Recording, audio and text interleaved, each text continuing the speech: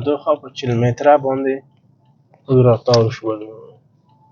اوس نو مستقیم په چوک خبرنگارانو باندې وځو. دا 40 متره دو طرفه سرک دی. فعلا ما او تا اطراف د ښار باندې یو که نه، د ښار نه بیرون یو، یعنې په څنډو باندې رسوي. د ښار په څنډو باندې روان یو. آزاد ځایونه دي چې د ځمکې ټولو د حج اوقاف مربوط کېږي. راسته طرف ته دا ټول د حج اوقاف ځایونه دي. دا سالانه په کرایه ورکوي، یا خواته او دا خواته یا یې یعنې دا منطقه چې دا دشتي شور دی. دا اوس چې داسې ورته تاویږي، دا د دشتي شور سرک دی او دغه چوک خبرنگاران دی. په تېر حکومت یې نقشې کړل شوې وه، په دې حکومت کې ودان شوله. چوک خبرنگاران. دوستانو د مزار ښار دی او تاسو هم د مزار د ښار هغه ښکلاوې وینئ. زه او درویش صاحب راغلي یو د مزار په ښار کې ګرځو. دا هم د خبرنگارانو چوک دی. همدا شیبه مخ پر ملکي شفاخانې په سړک باندې او 220 نظامي شفاخانې په سړک باندې مخ پر ښار باندې روان یم. په دو سړک باندې ډېرې ښې شفاخانې، ډېر ښه کلینیکونه، ډېر ښه کورسونه، د آمادګي کانکور کورسونه او امپراتوري باران چې ورته وایي، مشهورترین تالار د جلساتو چې په ملي او بین المللي سطحه په هغې کې جلسات نیول کېږي. ناګفته ونه وایو چې د موږ او د تاسو دفتر لکه د اجندا افغانستان، د اکویژن او د ریز او د بعضې دفترو جلسات په دغو تالار کې نیول شوي دي. دا ډېر یو معروفه تالار دی. دا په اصل کې د یو چای فروش دی دا تالار، او دغه هم 220 نظامي شفاخانه ده. کوم قسم چای فروش هغه؟ بس تجاري چې دی؟ تجاري. بس دوی په لومړی وختو کې دوی هغه کړل، چای به په بازار کې یو ګیلاس خرڅاوه، ولې همت او مردانګي باعث د دوی شوه چې دی یو بزنسمن شي.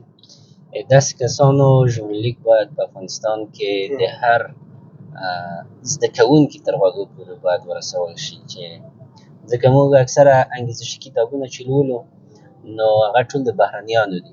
چېرته وي چې د خپلو افغانانو دغسې بریالیو او موفقو انسانانو ژوندلیکونه هم ولولو، دا به ډېره انګیزه زموږ او ستاسو هېوادوالو ته ورکړي. په همدې خاطر باندې خو زموږ لیکوالان باید په دغسې کسانو پسې وګرځي. موږ او تاسو که اوس فکر وکړو، اکثره بهرني کتابونه زموږ او ستاسو په ټولنه کې پخش کېږي چې د هغې بعضې فورمولونه زموږ او ستاسو په ټولنه کې د تطبیق وړ هم نه وي. دغه د طب او د تعلیم و تربیې د مزار شریف پوهنځی دی، او په بغل کې غوټه او ستره او معروفترینه لیسه چې په نامه د لیسې باختر ده. ډېر وکیلان، وزیران، حتی رئیس جمهور، حتی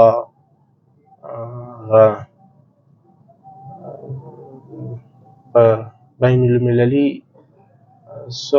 چارو کې د امریکا نماینده د افغانستان دپاره زلمی خلیلزاد هم د دغه ځای او دلته یې کور دی. دی خپله د دې دادیو دی او په دغو نوش کې دلته کور دی. د خلیلزاد په مزار دا کوم کسان دي چې وښودل، یعنې دا دلته درس ویلی دی؟ درس یې ویلی دی، او په ضمن کې دغه ملکي شفاخانه ده. او دا چوک د څه په نامه باندې دی؟ دا چوک د الکوزی په نامه باندې دی، یا د صدیقیار. چوک الکوزی یا صدیقیار ډېر غوټ چوک دی. دا د ملکي شفاخانې تر څنګ، او په تېر حکومت کې دا لږ بې نظمه و، خو دا رسیدګي نه ورته کړل کېدله، ولې اوس یې پاک او سوتره یې کړله، ګرداپیش یې غټ کړله او ښه یې منظم تربیه. او دا ملکي شفاخانه ده چې په تېر حکومت کې دا دیوالونه نه وو کې، ولې دا کله چې نجیب الله توانا رئیس د شفاخانه ملکی مزار شوله دا دیوالونه ټوله او په بل مورد یې دا چې دغه سړکونه یې واړه وو ډېر دا د شفاخانه ملکی دا سړک چې وینې دا ډېر دا ټول غوټ کړل او دا سبز ساحه هم د نجیب الله توانا وخت کې دا ورته جوړه شوه مینه پارکینګ هم ډېر غوړ شو سړکونه هم ډېر غوړ شو او دا ملکي شفاخانه چې د ابو علي سینای فلغي په نامه باندې یادېږي همدا شیبه موږ او تاسو مخ پر روضه وروان یو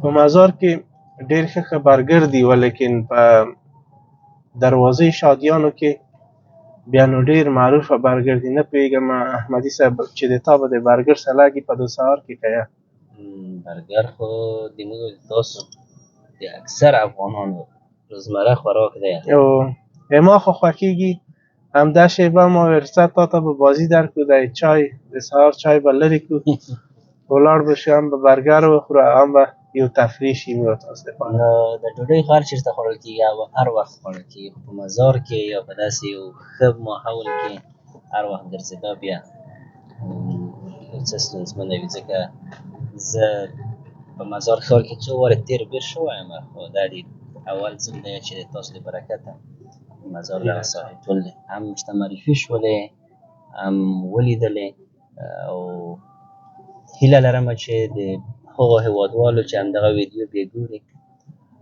نو او ډېر وخت یا مزار نه وي لیدلی او یا هم ډېر وخت له مزار څخه لرې پاتې شوي وي هغه هم د دې په لیدو باندې یو څه لذت واخلي دوستانو دې خواته د مزار منډهي دی او درویش صاحبي چې د مزار منډهي ډېر پاک او منظم دی سوتره دی او همدا سړک باندې چې روان یو د همدغه ځای نه شروع تر روضې پورې د مزار ښار کې ډېر پټ بازارونه دي یعنې د مځکې لاندې همدا هم موږ د اوس د یو بازار په سر باندې روان یو بله موږ د یو بازار پر سر باندې روان یو او د مزار شریف چار اطراف لکه سیټي واک بازار لکه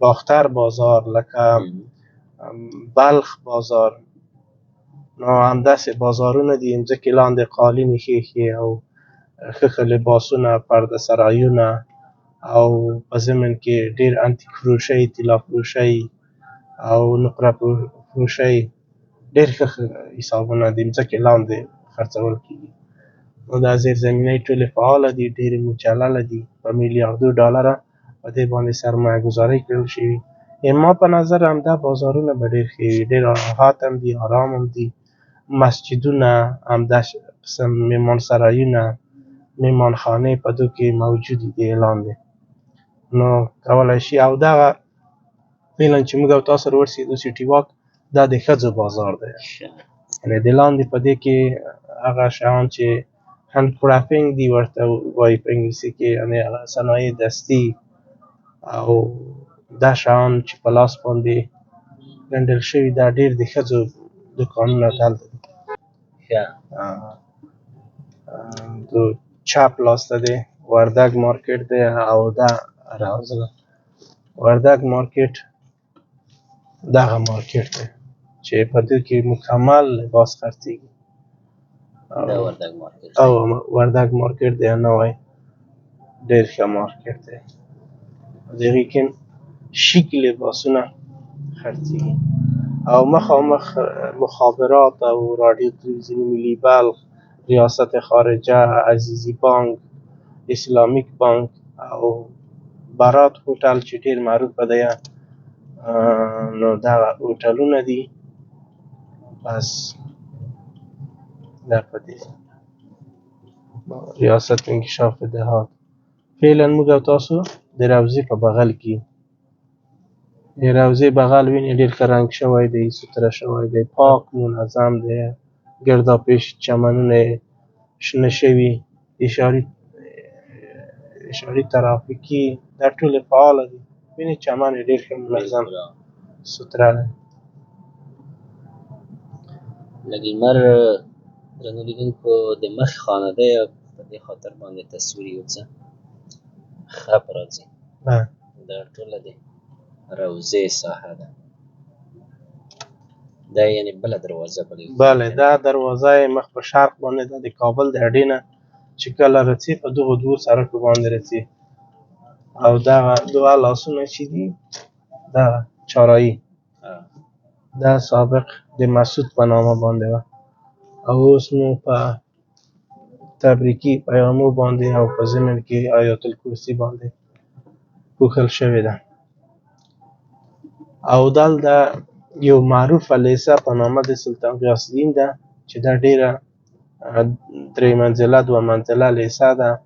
په دې کې ما هم درس ویلی دی او اول نمره د دې مکتب نه فارغ شوی یم، او دغه د پادشاهانو نوشتې او معلومات د هر یو په هکله باندې د دې په مخ باندې دي. دغه لیسه د هغه د څنګه ده د روضې د څنګه د دې لوحې ټیکا کمپنۍ جوړې کړي دي، او دننه یې په دې کې غټ غټ مدیران لکه مدیر صاحب عبدالعزیز، مدیر صاحب غفار قیام په وخت کې د دیوالونه تالارونه په دې کې جوړ شول. او بل معروف ځای په دې سړک باندې چې د کابل اډې خواته وځې د مظفر مارکیټ دی، عثماني مارکیټ دی، رضوان مارکیټ دی. په دې کې ډېر کورسونه دي او کمپیوټر فروشۍ دي، او په همدې سړک باندې د موټر د تزیین دپاره آرایشګاوې دي او ټایر فروشۍ دي، او همدغسې ښه چوکونه دي لکه سید محمد سنجارکي و، چوک فردوسي و. د دغه سړک لاندې خو به بازار نه وي؟ د دې سړک لاندې بازار نشته. دلته آذرخش کورس دی او سید محمد سنجارکي دغه مرکز تجارتي د سید محمد سنجارکي دی. دلته نو معروف ترین برګرونه د مزار همدلته دي. زما خو یې تعریف ډېر وکړ، خدای دې وکړه چې اوس د تا خوښ شي. برګر خورو که یې نه خورو څه رقم؟ برګر به وخورو او تصویرونه او ویډیو به د نورو دوستانو سره هم شریک کړو. په ضمن کې به که ډېره مزه یې وکړله تاییدي به په باندې کېږدو، باندې بعضې هېوادوال چې دلته راځي هغه یې هم وخوري. او شاید ستا په نظر رایګان به یې راکړم؟ نه، رایګان خو به یې نه خورو، ځکه هېڅ شی د رایګان یا د مفت په اندازه باندې قیمت او درانه نه تمامېږي. هېڅ شی دا باید عمومي فورمول د ځانه سره ولرو. پاکیزه شورمه برګر. سلام علیکم، بخیر است؟ احمدی صاحب هلته کینو که دلته همینجا میشینیم دلته سو خاطر تیر شو.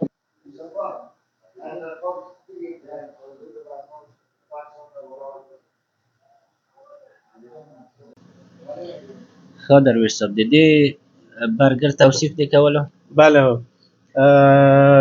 احمدی صاحب دا دروازې تاجکارخان ورته وایي، چوک سید محمد سنجارکي. په دې کې د جلال آبادیانو برګر فروشۍ دي. وینې چې فضا هم ډېره غوټه ده. د برګر فروشي په نامه د پاکیزه یادېږي. ډېر ښکلي او پاک ښه ګلالي چرګان او ښه چپسونه، ښه برګرونه دلته ورکوي. ما خوله خو اوبه ورته کانه ده. اوس به د خیره میده میده دا موضوع به خلاصه کړو. واه واه دا خو بیخي واقعا مکمل چرګ دی، چرګ دی چې په انګلیسي کې انچلاداس ورته وایي، شکمپور چرګ. بس نو چپسونه دي خواږه مزهداره. د سهار په چي باندې به ما او تا پیل به پرې وکړو. سلام علیکم.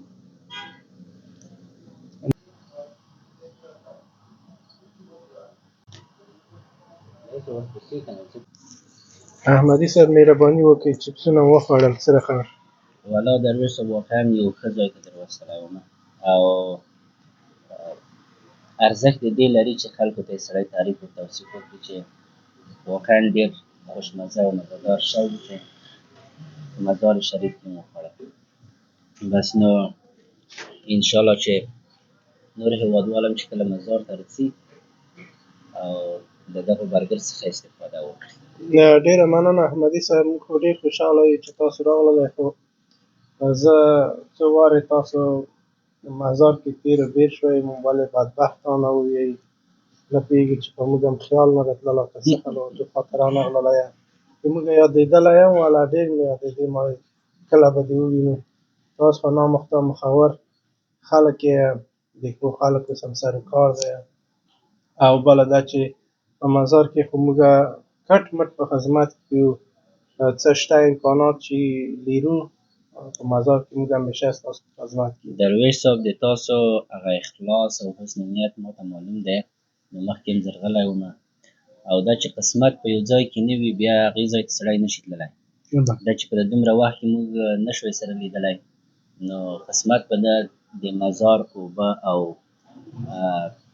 خوراک هم چې دلته نوشي جان کړلو، دا به هغه وخت کې د موږ په قسمت کې نه و. زه مستقیم تللم شبرغان ته، او بس دا سره دغې شیان یې دلته راوستلی یم، دغه خپلې آبادانۍ په حساب باندې زه دې ځای ته راوستلی یم. نو د تا د حسن نیت او اخلاص څخه ډېره ډېره مننه. په لیدو دې ډېر خوشحاله شولم. قربان احمدي صاحب، موږ همیشه ستاسو په چوپړ کې یو، هر کله راشئ او موږ په خدمت کې یو. ډېره مننه، مهرباني وکړئ ډوډۍ ونیسئ. خیر اوسې.